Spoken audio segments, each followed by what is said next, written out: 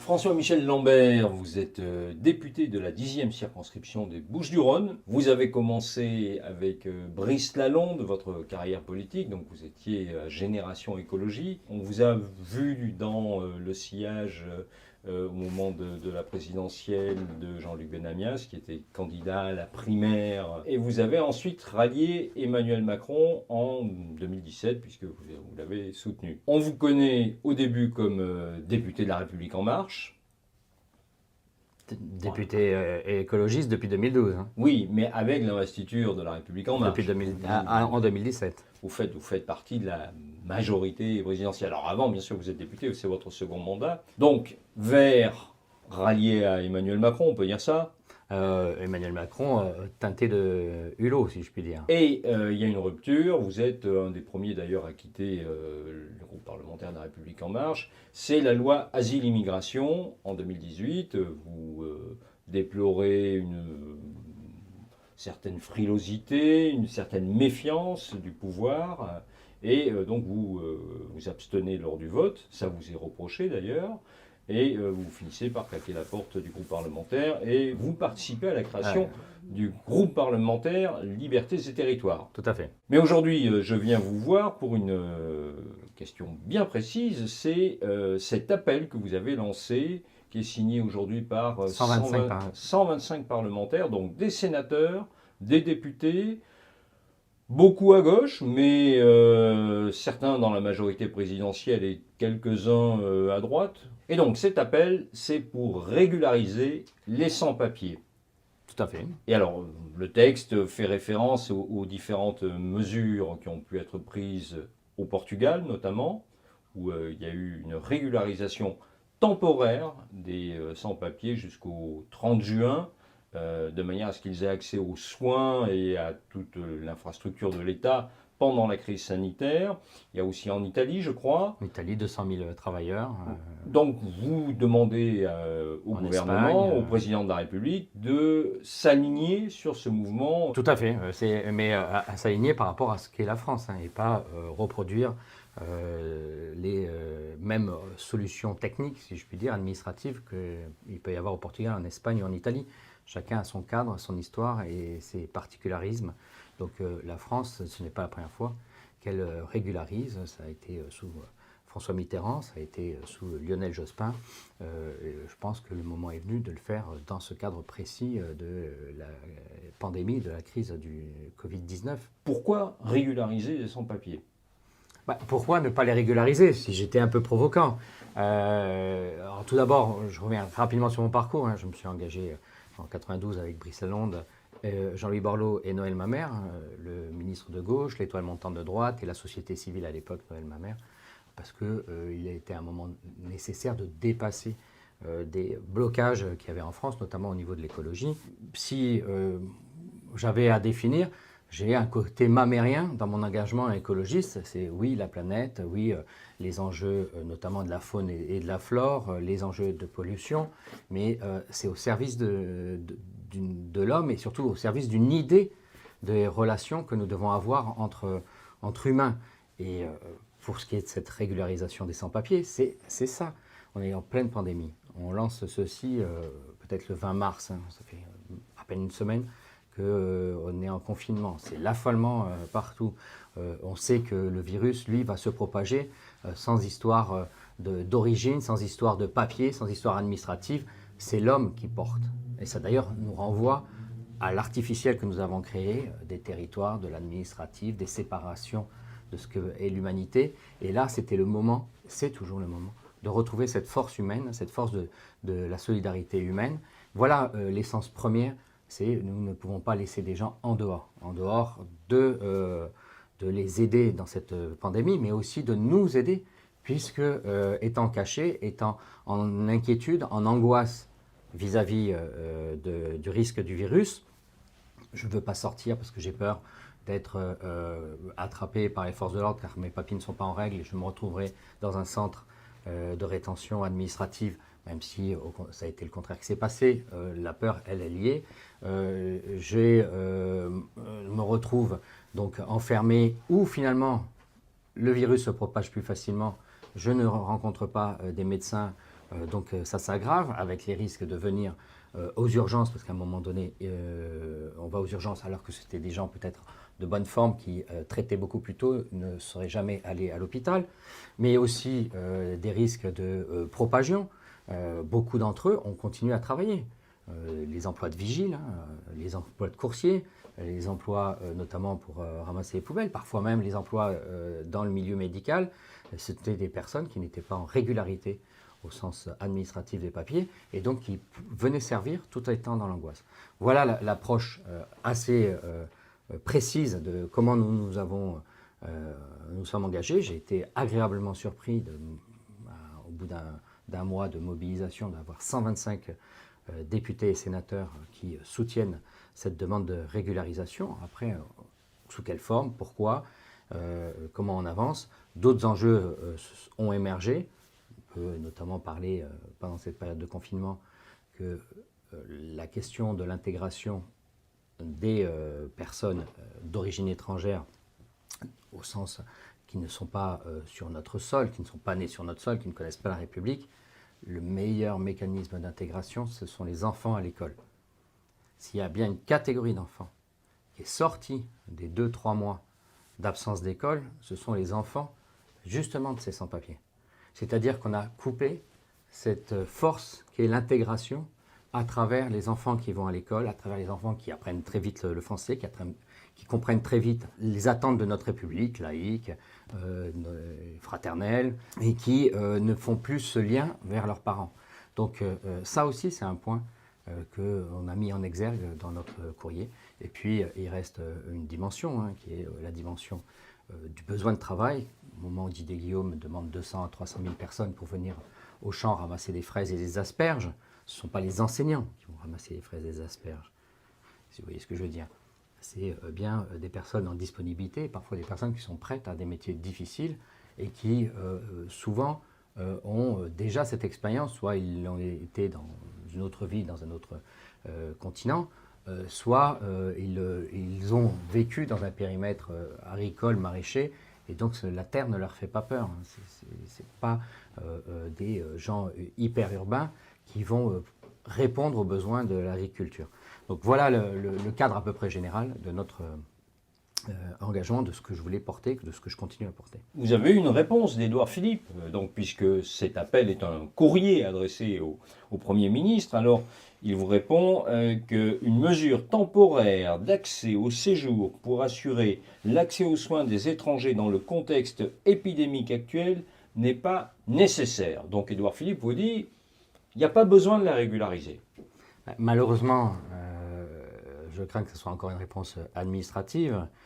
Je crains même que ce ne soit pas une réponse d'Édouard Philippe, mais de l'administration, où dans cette période, il n'a peut-être pas pris le temps nécessaire, qui estime que l'AME, l'aide médicale d'État, peut se suffire en soi. On sait que statistiquement, une personne sur deux qui aurait le droit, des personnes étrangères, et notamment les sans-papiers, ne la mobilise pas en temps normal.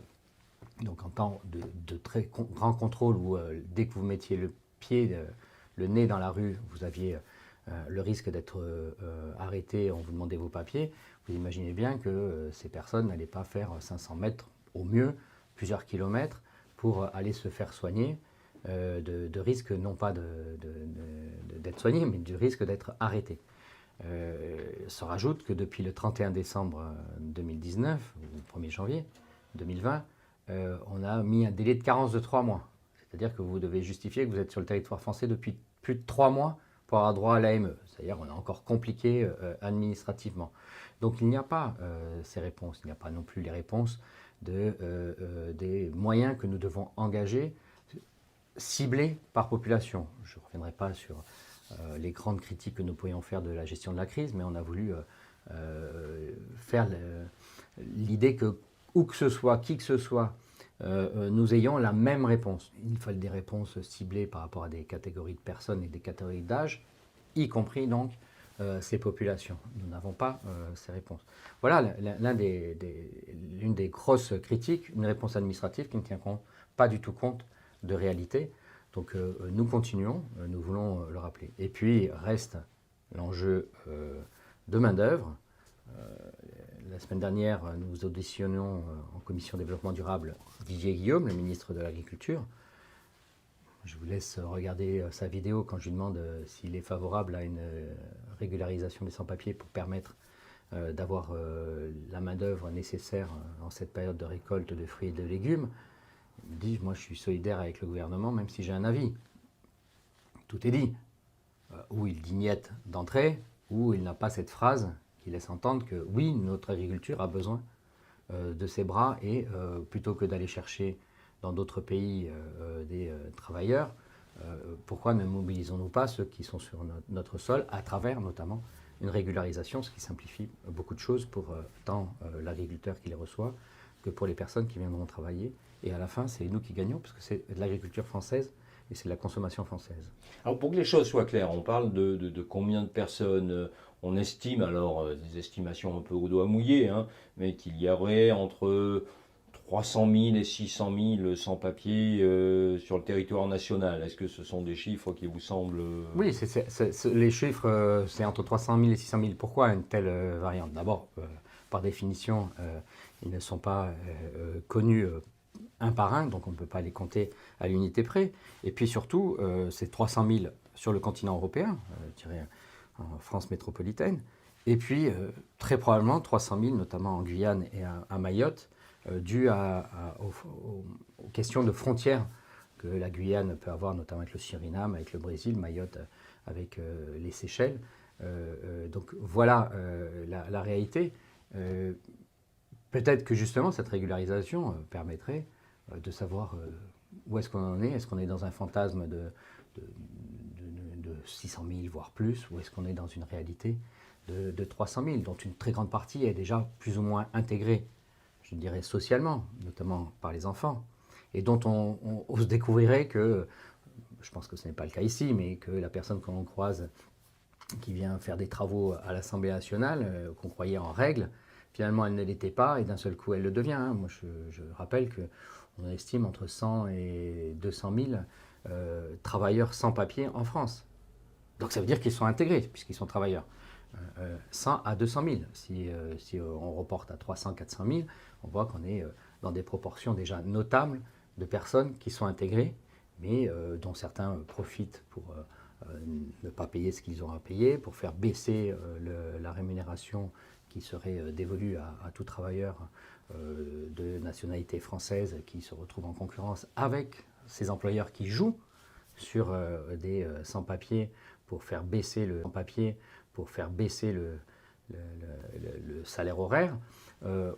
Cette régularisation, ça serait aussi, à un moment donné, mettre chacun devant ses responsabilités, à commencer par les employeurs qui devraient payer au juste prix l'étranger, en régularité du coup, puisqu'il serait régularisé, ou le français, et ne pas jouer sur un décalage. Ça, c'est aussi un élément macroéconomique dont on ne peut pas parler, et je suis bien content d'en parler aujourd'hui.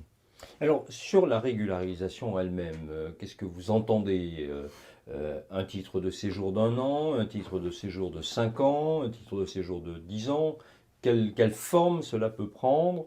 À quelle échéance? Est-ce que, on a beaucoup parlé, le président Macron, le gouvernement l'a évoqué à un moment donné, il y a toujours cette idée d'instaurer des quotas d'immigration ou de régularisation. Comment vous voyez les choses? Pour répondre d'abord aux quotas. Les quotas, aujourd'hui, c'est un débat sur lequel je pense qu'on prend encore une fausse route. Parce que dès qu'on rentre sur quota... C'est le modèle américain. Exactement. Dès qu'on rentre sur quota, on va rentrer après sur probablement la question ethnique. On a vu que la porte-parole du gouvernement était prête à mettre en place des statistiques. Heureusement, le reste du gouvernement a contré cette très mauvaise idée. Des quotas ne sont qu'une réflexion administrative bien loin de la réalité. Venez avec moi, on va aller voir aussi où est-ce que des besoins de main-d'œuvre sont forts et où ces sans-papiers viennent renforcer par leur engagement, juste l'économie française. Et puis, surtout, regardons les flux aujourd'hui de personnes qui viennent en France de façon irrégulière. Ils sont extrêmement, extrêmement faibles. je dirais heureusement. Ça veut dire que la pression qu'on a connue il y a quelques années, avec la guerre notamment en Syrie et dans le Sahel, baisse, heureusement, parce que ce sont toujours des drames humains avant tout, sur les territoires d'où ils partent, et ce sont des tensions très fortes sur les territoires sur lesquels ils arrivent. Donc il faut sortir des fantasmes d'envahissement. Je crois qu'on est à quelques dizaines de milliers, peut-être 25-30 000 personnes qui rentrent de façon irrégulière en France par an, à peine la taille d'une ville moyenne dans un pays de 67 millions d'habitants. Il faut remettre les choses. Comment on ferait cette régularisation? Moi, je suis pour le débat.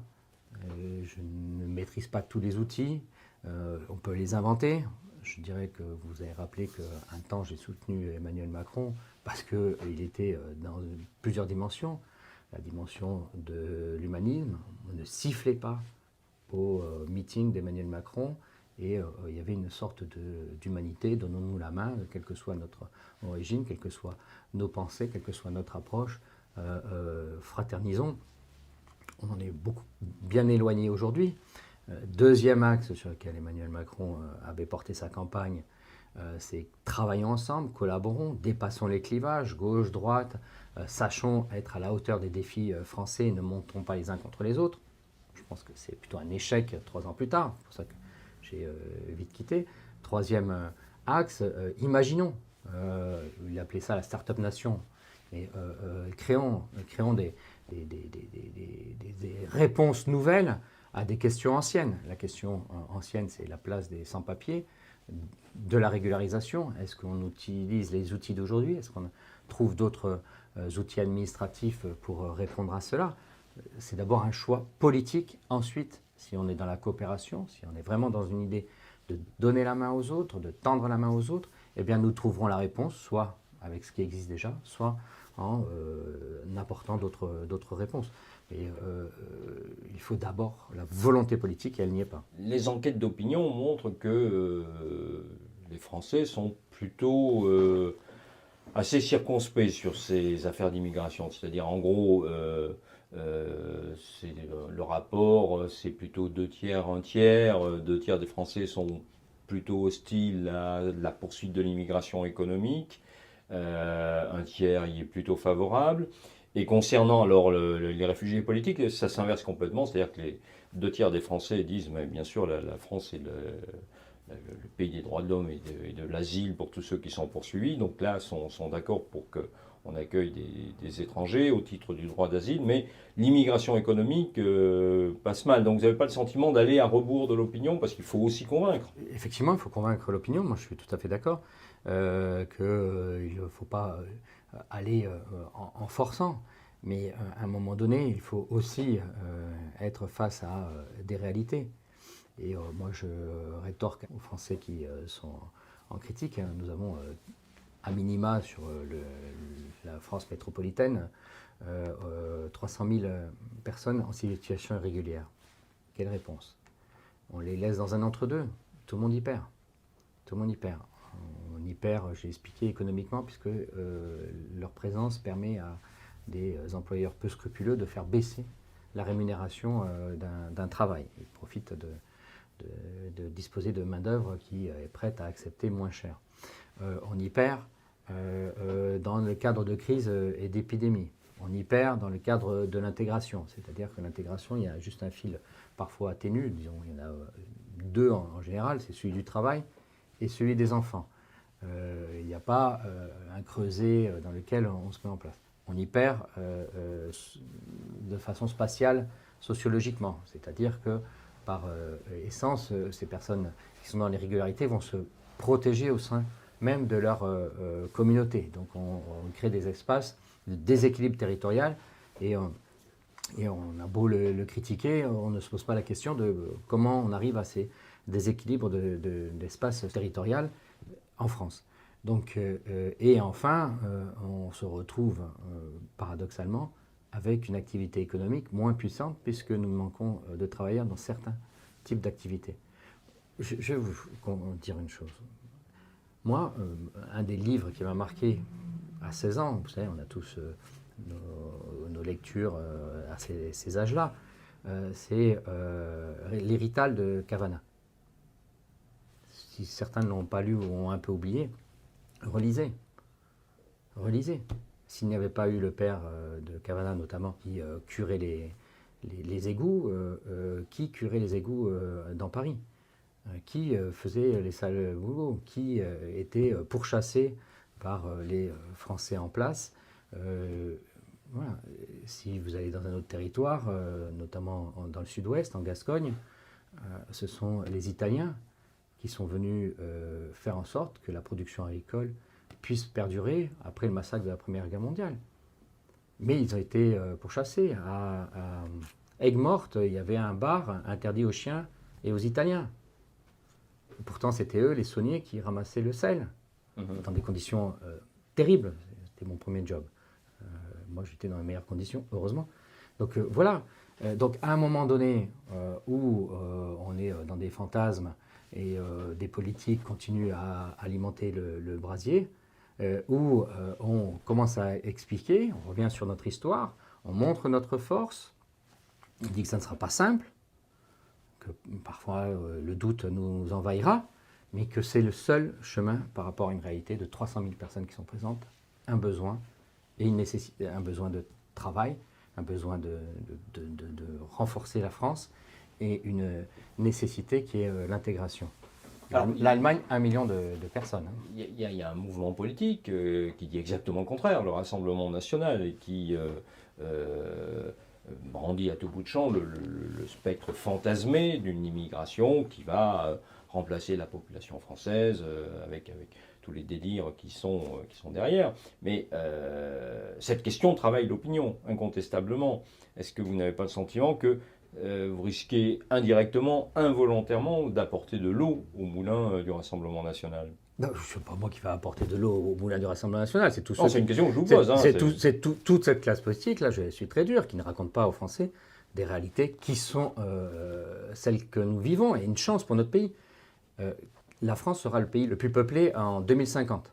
Pourquoi? Non pas par l'entrée, je vous ai dit 25, 30, peut-être 50 000 personnes par an qui rentrent sur notre territoire de façon irrégulière. Ce n'est pas ça qui va nous faire dépasser l'Allemagne et devenir le pays le plus peuplé d'Europe. C'est notre démographie naturelle, qui est une démographie non pas non plus de grand remplacement comme certains veulent le faire croire, mais une démographie tout simplement de femmes françaises dans toute la diversité que nous sommes et qui est bien heureuse de fonder une famille, de la renforcer, et avec un homme évidemment souvent, mais c'est quand même la femme qui porte l'enfant. C'est aussi le fait qu'on est dans un pays où on soigne mieux, et donc on a un décalage de 150 000 à 200 000 personnes en plus chaque année du fait entre la naissance et les décès.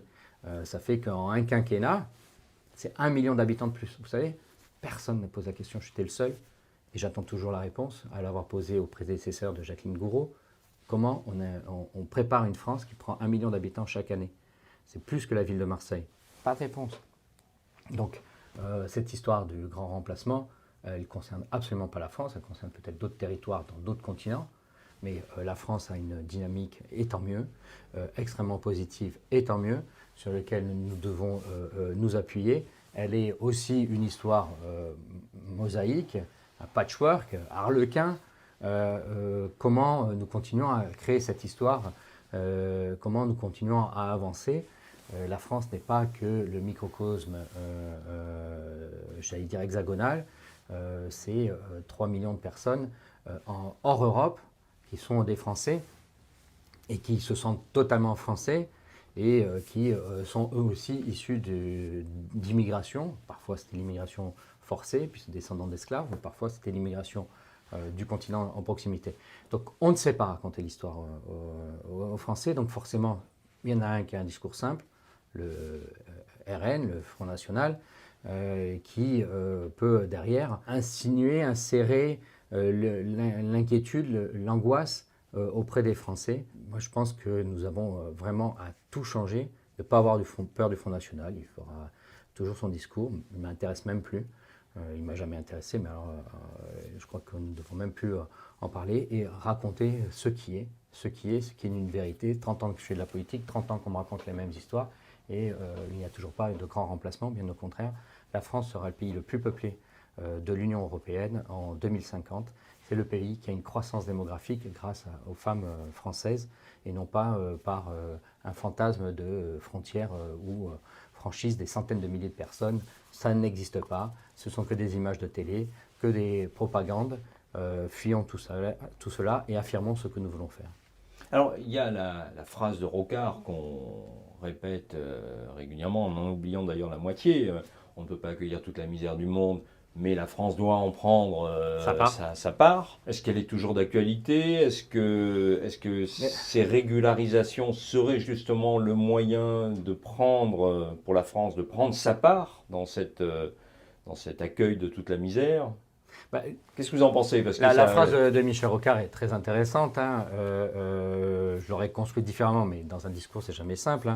Nous devons prendre notre part par rapport à la place et le rôle de la France dans une humanité, mais nous ne pouvons pas prendre toute la misère du monde. Donc engageons-nous. Nous devons prendre notre part, elle est là. Ce sont ces 300 000 à 600 000 personnes à régulariser, à intégrer. C'est cet engagement que nous devons avoir. Il y a aussi, ce n'est pas le sujet du jour, mais quelle est notre politique étrangère? La France, elle prend plus que sa part dans le combat contre le terrorisme et la déstabilisation de territoires entiers, notamment du côté du Mali, dans le sud Sahel. Mais la France doit aussi, ici, non pas prendre une part, elle y est. Elle doit faire en sorte que ça se passe au mieux et elle ne le fait pas aujourd'hui. Il y a aussi la question de l'appel d'air, c'est-à-dire que depuis François Mitterrand, donc il y a des régularisations de masse successives. Et il y a eu une régularisation sous François Mitterrand au milieu des années 80. 15 ans plus tard, 12-15 ans plus tard, sous Jospin, dans des périodes où il y avait des pressions plus fortes. Et là, je crois que c'était en 99 sous Jospin, si j'ai bonne mémoire. Donc 20 ans plus tard, une autre. On pourrait dire, donc on a remis le compteur à zéro il y a 20 ans. On se retrouve, et je prends le chiffre haut de 60 000, de 600 000, pardon, je vais y arriver. Ça nous ferait, sur 20 ans, une entrée de 30 000 irréguliers par an. Une ville moyenne française, dans un pays de 67 millions d'habitants. C'est la moitié, même je dirais presque le tiers du stade de France. C'est un non-sujet. C'est un non-sujet. Alors c'est un sujet pour ceux qui en souffrent, parce que justement, ces personnes rentrent, ils ne viennent pas dans le 16e à Paris, ils viennent en Seine-Saint-Denis. Ils ne viennent pas au quartier du Roucas Blanc à Marseille, ils viennent à Belzins, ils viennent dans les quartiers les plus pauvres d'Europe, se réfugier, se cacher. Et donc comment on fait? Comment on traite? Mais moi je vous le dis, si on régularise aujourd'hui, la prochaine c'est en 2040. C'est-à-dire ça ne concernera quasiment aucun des politiques aujourd'hui d'en reparler dans 20 ans. Et l'appel d'air, il n'y a pas d'appel d'air. Vous croyez qu'ils sont tous en train de regarder juste notre nombril à nous, ce qui se passe en France? Moi je crois rien, je vous restitue les arguments qu'on entend. En France, ils régularisent, fonçons, prenons un hors-bord, traversons la Méditerranée et on va être régularisés.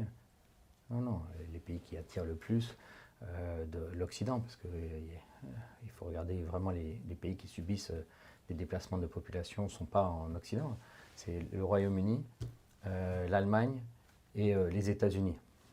Peut-être parce que la France est peut-être le pays des Lumières, mais pas le pays de l'économie florissante. C'est l'imaginaire mondial qui doit exister. On vient plutôt à Paris pour aller aux boutiques Vuitton sur les Champs-Élysées, quand on est dans un autre pays, que pour venir faire pizzaiolo à Londres, ou à Berlin ou à New York. 125 parlementaires ont signé cet appel. Il ne se passe rien. Quelle est la prochaine étape? Nous avons préparé une proposition de résolution qui est déjà signée par une quinzaine de députés. C'est un peu plus qu'un courrier. Là, il faut, j'espère, avoir beaucoup plus de députés qui vont le signer pour demander une proposition de résolution. C'est donc un acte législatif qui demande au gouvernement d'agir sur un thème particulier. Nous, c'est sur la régularisation. L'article est très simple. La proposition de régularisation, c'est un seul article. l'Assemblée nationale invite le gouvernement à engager dans les plus brefs délais la régularisation inconditionnelle et provisoire dans l'attente de la fin de l'épidémie Covid-19, donc nous devons la mettre à jour, de toutes les personnes en situation irrégulière sur l'ensemble du territoire. Il n'est plus question de l'épidémie, qu'on parle qu'elle reparte, il est question de la régularisation. Et puis, il y a aussi un courrier à Emmanuel Macron que je vais co-signer avec mon collègue Bertrand Pancher, où nous essaierons de remettre de l'humanité, de réexpliquer ce qui se passe. Ce sont des milliers et des milliers de messages que nous avons reçus, notamment beaucoup de personnes qui travaillent, ou des parents qui ne peuvent plus mettre leurs enfants à l'école, qui sont dans l'angoisse.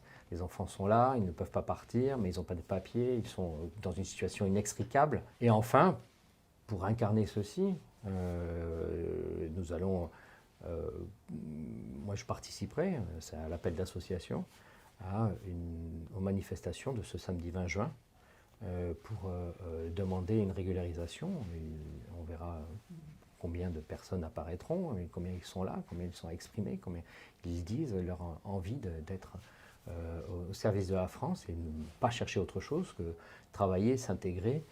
Et à terme, si ce n'est pas eux qui deviennent français, leurs enfants seront des Français qui seront amoureux de nos propres enfants dans les cours d'école ou plus tard en université. C'est comme ça que ça se passe, la vraie vie. Et on ne le raconte jamais, je me permets. Hein. C'est comme ça que ça se passe, la vraie vie. Et que les enfants, nous à Gardanne, on a accueilli 60 personnes, 12 familles roms, seule ville du Sud à l'avoir fait à l'hiver 2012. Et le maire de Gardanne, Roger May, que je salue, avait une exigence, donc deux, respecter les règles de la République et la loi, et mettre les enfants à l'école.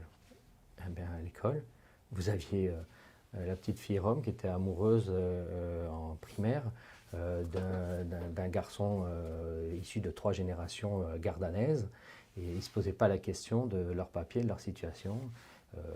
C'était ces amourettes de cours d'école, hein, mais c'est ça la vraie vie. C'est ça la vraie vie. Et je suis sûr qu'aujourd'hui, devenue adulte, probablement que la fille rom, elle est avec un autre jeune homme qui, lui, a peut-être un nom comme le mien, très français, très européen, et qu'ils sont très heureux. C'est ça la vraie vie, c'est ça la France, on ne le raconte jamais. Alors, vous dites trouver le cœur d'Emmanuel Macron, mais ça a l'air difficile parce que donc il y a votre appel, donc 125 parlementaires. Le 21 avril, il y a eu une tribune de plusieurs personnalités des syndicalistes, hein, et pas des moindres.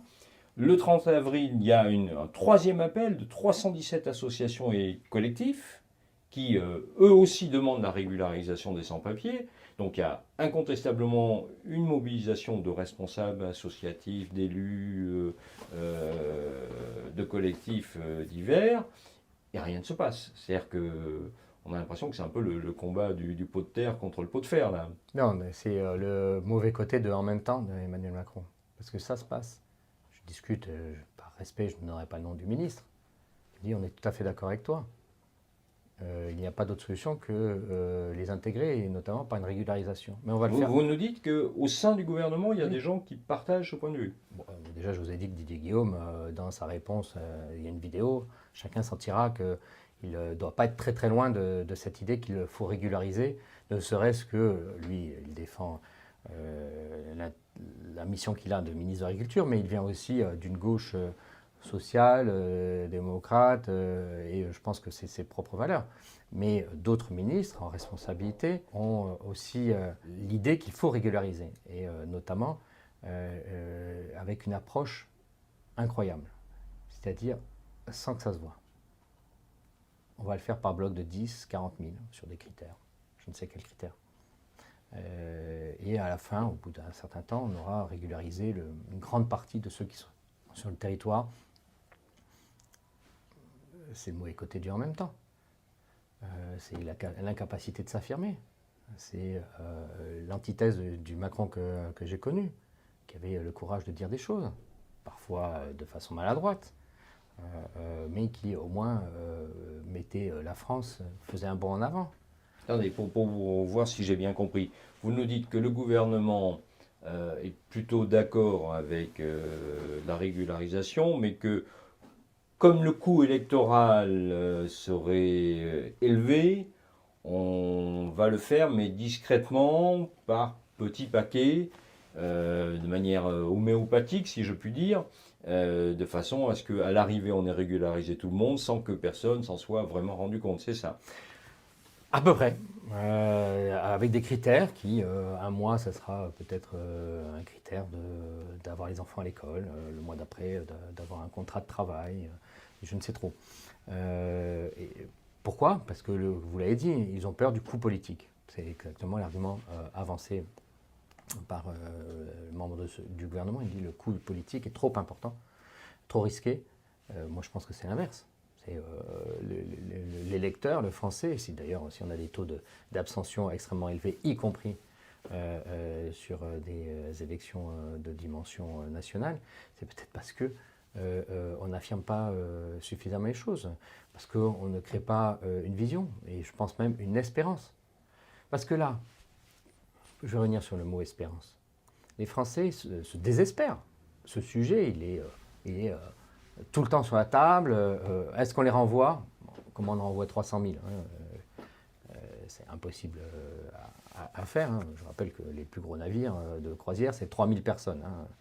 Donc ça ferait 1000 navires pour renvoyer, et où d'ailleurs.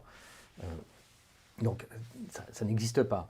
Mais ils sont dans des situations difficiles. Ils ne s'intègrent pas. Ils sont cantonnés. Ça crée des explosions. Des systèmes mafieux s'installent là-dessus. Les Français se désespèrent d'une situation. Se désespèrent d'une situation. À un moment donné, quand vous dites avec fierté, que vous affirmez, que vous avez le courage de le dire, eh ben, je pense que vous pouvez retourner l'opinion. Vous pouvez retourner l'opinion. Alors que là, à un moment donné, forcément, ceux qui ne souhaitent qu'attiser les braises repéreront cette régularisation de 23 200 personnes sur un critère X, en disant, voyez bien, ils nous cachent tout. Ah ben non, pas du tout, vous comprenez. Et on reste toujours dans un entre-deux. Et l'entre-deux, c'est ceux qui désespèrent, les gens en particulier, et les Français plus précisément. La République en marche, Emmanuel Macron ne fait pas de politique. Ils en ont fait le temps de la campagne, où ils ont donné un espoir, une vision de ce que serait la France s'ils gagnaient. Mais aujourd'hui, ils ne racontent plus un récit national. D'ailleurs, ça fait un moment qu'on ne raconte plus vraiment un récit national. Et c'est ça le problème. Nous devons être en capacité d'avoir cette possibilité de donner aux Français le monde, la société dans laquelle ils vont. Et après, d'accepter que certains ne le veulent pas. Mais vous verrez que beaucoup se raccrocheront au récit national. D'ailleurs, c'est un peu le fantasme que crée le Front National, le récit qu'il donne. On ferme les frontières, on enlève tout ce qui ne va pas, et tout ira très bien, Madame la Marquise. C'est une forme de récit national qui n'existe pas en réalité, mais c'est les seuls, ou presque, avec les écologistes, qui racontent un horizon. On le raconte mal, nous les écologistes, on ne sait pas le raconter. Eh bien, pour revenir sur les sans-papiers, il y a un récit national qui peut d'ailleurs se puiser, comme je l'ai dit, aux années 30, et notamment avec les Italiens, les Rital. Dernière question. En 2022, on sait tous que Marine Le Pen, sauf accident, sera au deuxième tour de l'élection présidentielle. Donc cette question de l'immigration, elle va la mettre au centre du débat présidentiel. Comment il faut l'aborder? Qu'est-ce qu'il faut dire? Vous nous avez donné un certain nombre d'éléments, mais tout à fait. Mais on sait qu'à ce moment-là, il y aura une hystérisation de cette question. C'est ce qu'on est en train de préparer, puisqu'on ne traite pas le problème. Donc forcément, ça va hystériser. C'est pas plus compliqué que ça. Vous laissez le sujet en suspens, vous laissez la casserole de lait avec le feu dessous, forcément que là, on voit quelques petites bulles. Mais en 2022, ça va être des gros bouillons et elle va déborder, cette casserole. Donc il y a plusieurs possibilités. On baisse le feu, on prend le lait, on part sur autre chose, on arrête. C'est ça qu'il faut faire aujourd'hui. Parce que sinon, le sujet va être hystérisé, va être au centre de la campagne, et on va tous y perdre. Tous y perdre, même si, je le souhaite, la victoire sera pour une candidate, d'abord moi je souhaiterais que ce soit une femme, ou un candidat progressiste face à Marine Le Pen. Mais on va tous s'y perdre parce que ça bouillonne et c'est bien ceux qui sont en responsabilité. Je me tourne de nouveau vers Emmanuel Macron, à qui nous allons adresser ce courrier, que soit il laisse continuer à bouillonner, et c'est une prise de risque extraordinaire parce que le lait ça déborde d'un coup. Hein, tout le monde voit cette image, et ben ça peut déborder d'un coup et on ne le contrôle plus. Soit il apporte une vraie réponse en courage. Voilà, vous lui dites, sois courageux.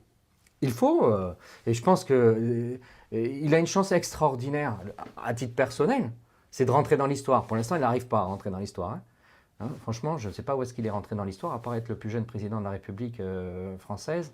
Il a une chance, notamment sur la régularisation des papiers. On pourrait parler aussi de la transformation écologique, mais restons sur le sujet, enfin que la France retrouve son dernier mot de la devise liberté, égalité, fraternité, qu'on retrouve la fraternité, qu'on explique ce que c'est que la fraternité, qu'on l'affirme, qu'on revienne à ce que nos anciens, il y a plus de 2 siècles, ont porté et qu'on aille de l'avant. Là, il rentrera dans l'histoire. Pour le reste, il sera vu comme un très bon gestionnaire, ou moins bon, chacun le verra, mais pas pour quelqu'un qui aura fait l'histoire de la France. Eh bien, merci. Merci à vous.